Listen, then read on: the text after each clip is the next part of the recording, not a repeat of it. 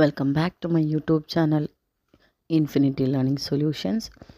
And now നമ്മൾ ഇന്ന് പഠിക്കാൻ പോകുന്ന ചാപ്റ്റർ 10th സ്റ്റാൻഡേർഡിലെ ഇംഗ്ലീഷ് പാർട്ട് 2-ലെ the wild swans at Coole W.B. ഈറ്റ്സിൻ്റെ പോയമാണ്.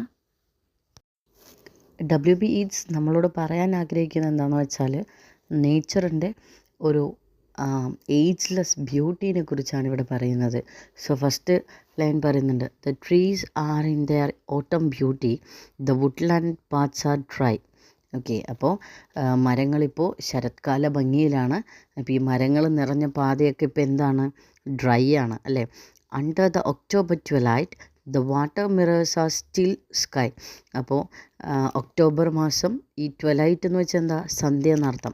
സോ ഒക്ടോബർ മാസത്തെ സന്ധ്യയിൽ ഈ ആകാശം, ആ തെളിഞ്ഞ ആകാശം, ശാന്തമായ ഒരു ആകാശത്തെ എന്ത് ചെയ്യുന്നുണ്ട്, നമ്മുടെ താഴത്തെ വെള്ളം പ്രതിഫലിപ്പിക്കുന്നുണ്ട്. So upon the brimming water among the stones are 950 swans.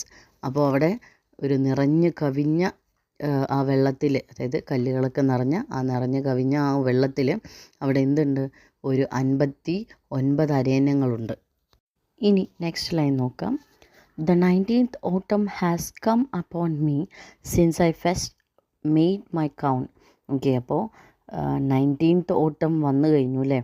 Okay, അപ്പോൾ ഇദ്ദേഹം ആദ്യമായിട്ട് ഈ അരയന്നങ്ങളെ കാണുന്നത് എപ്പോഴാണ്, 19 വർഷങ്ങൾക്ക് മുമ്പാണ്.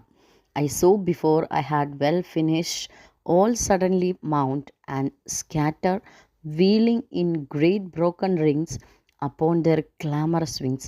അപ്പോൾ ഞാൻ ഇവരെ കാണുന്നത്, അതായത് ഈ അരയന്നങ്ങളെ ആദ്യമായിട്ട് കാണുന്നത് 19 വർഷങ്ങൾക്ക് മുമ്പാണ്. അപ്പോൾ ഞാൻ അവരെ അതായത് ഈ അരയന്നങ്ങളെ ഇപ്പോൾ ഞാൻ കണ്ടു. ഞാനതിന് എണ്ണി തീർക്കുന്നതിന് മുമ്പ് എന്താണ് അത്, ഓൾ സഡൻലി മൗണ്ട് എന്ന് വെച്ചാൽ എന്താണ്, പെട്ടെന്ന് തന്നെ ഉയർന്ന് പൊങ്ങി.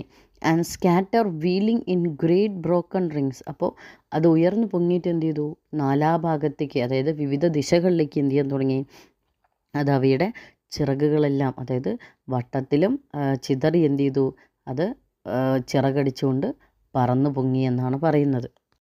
Third stanza, I have looked upon those brilliant creatures and now my heart is sore. Okay, അപ്പോൾ ഞാൻ പ്രപഞ്ചത്തിൻ്റെ ഇത്രയും മനോഹരമായിട്ടുള്ള ആ ഒരു സൃഷ്ടിയെ നോക്കുകയാണ്. Okay, and now my heart is sore. ഇപ്പോൾ എൻ്റെ ഹൃദയം മുഴുവൻ എന്താണ്, വേദന കൊണ്ട് നിറയുകയാണ്.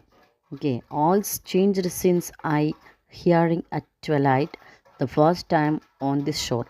ഞാൻ ആദ്യമായിട്ട്, അതായത് 19 വർഷങ്ങൾക്ക് മുമ്പ് ഞാനിവിടെ വന്നത് ഞാനിപ്പോൾ എന്ത് ചെയ്യണം, ഓർക്കുകയാണ്. അങ്ങനെയാണ് അദ്ദേഹത്തിൻ്റെ മനസ്സ് എന്ത് ചെയ്യുന്നത്, ഒരു മാതിരി വേദനിക്കുകയാണ് ചെയ്യുന്നത്. ഓക്കെ, അതായത് വേദന കൊണ്ട് നിറയുകയാണ് ചെയ്യുന്നത്. The bell beat of there wings above my head ട്രോഡ് with a lighter thread. Okay, അപ്പോൾ ഈ സമയത്ത് അവ എന്ത് ചെയ്യുന്നുണ്ട്, അദ്ദേഹത്തിൻ്റെ തലയ്ക്ക് മുകളിലൂടെ എന്ത് ചെയ്യുന്നുണ്ട്, ഒരു ബെൽ ബീറ്റ്, ഒരു ചെറിയ മണിമുഴക്കത്തോടു കൂടി എന്ത് ചെയ്യുന്നുണ്ട്, ഉയർന്ന് പറന്ന് പോകുന്നത് കാണുമ്പോൾ അദ്ദേഹത്തിന് എന്ത് തോന്നുന്നു, ഒരു വിഷമം തോന്നുന്നു. Unwearied still lover by lover they paddle in the cold companionable streams or climb the air, their hearts have not grown old, passion or conquest wander where they will attend upon them still. അതായത് ഇതിൽ പറയുന്നത്, അതായത് അവർ പറന്നുയർന്നല്ലോ, അതായത് അവർ pairs പോലെ, അതായത് അവർ പെയറുകളായിട്ട് എന്ത് ചെയ്തു, അവർ പറന്നുയർന്നു.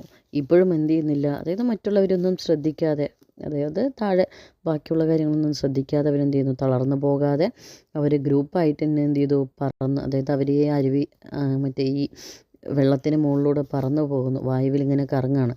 അവരുടെ ഹൃദയങ്ങളൊന്നും ഇപ്പോൾ എന്ത് ചെയ്തിട്ടില്ല, പഴകിയിട്ടില്ല. അവർ അതായത് വാർദ്ധക്യത്തിലേക്ക് പോയിട്ടില്ല. അവരാഗ്രഹിക്കുന്നിടത്ത് എന്ത് ചെയ്യുന്നു, അവർ അലഞ്ഞു നടക്കുന്നു.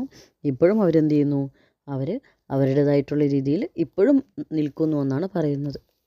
നമ്മുടെ last stanza, but now they drift on the still water, mysterious beautiful, among what rush will they build, but by what lake's edge or pool delight men's eyes when I awake some day to find they have flown away.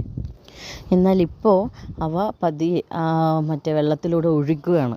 Mysterious beautiful എന്ന് വെച്ചാൽ അതായത് ഇപ്പോൾ അവയെ കാണുകയാണെങ്കിൽ ഒരു വ്യത്യസ്തമായിട്ടുള്ള ഒരു സൗന്ദര്യം നമുക്ക് അതിന് തോന്നും.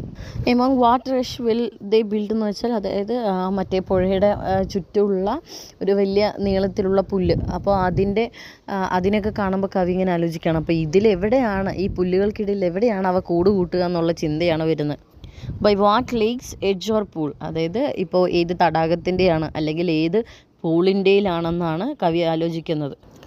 ഞാൻ എന്നെങ്കിലും ഒരിക്കൽ ഉണരുമ്പോൾ അപ്പോഴും മറ്റുള്ളവരുടെ കണ്ണുകൾക്ക് അവർ സന്തോഷം നൽകുകയായിരിക്കുമെന്ന് കവി ചിന്തിക്കുന്നു.